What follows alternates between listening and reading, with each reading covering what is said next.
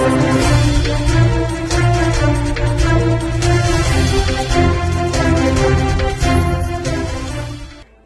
અલથાણ વિસ્તારમાં green વેલીમાં builder Anil રૂંગટાની મિલકતના વિવાદમાં અસામાજિક તત્વોએ એપાર્ટમેન્ટમાં ઘૂસી આતંક મચાવ્યો હતો, જેને લઈ પોલીસ બોલાવવાની ફરજ પડી હતી.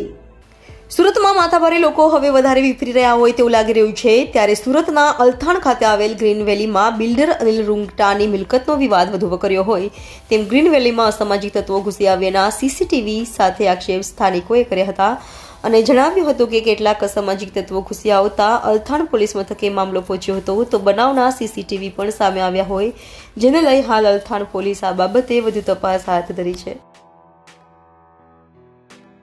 विशाल जलान। विशाल जी, आप कहाँ रहते हो, कौन से सोसाइटी, कौन से बिल्डिंग में बने और क्या घटना बनी है?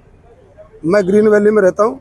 रूंगटा डेवलपर अनिल जी रूंगटा ने ये बिल्डिंग बनाई है और घटना मैंने जो पहले बताया था कि सोसाइटी के अंदर 11-12 जन न्यूसेंस के रूप में आए और पूरी बिल्डिंग को ऐसा बना दिया जैसे कोई वो बिल्डिंग नहीं धर्मशाला हो, आतंकवादी टाइप के मतलब बंदे, और इस तरीके से वार्तालाप करे जैसे पता नहीं क्या हो रहा हो।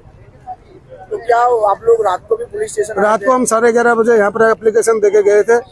100 आदमी करीब नियर अबाउट हम यहाँ पर थे ग्रीन वैली के, और अभी भी हम करीब 100-125 आदमी। क्या हुआ वापस? आज भी वही चीज रिपीट हुई, वही बंदे जो कल शाम को 4 बजे आए थे, आज वो बंदे 1 बजे आए।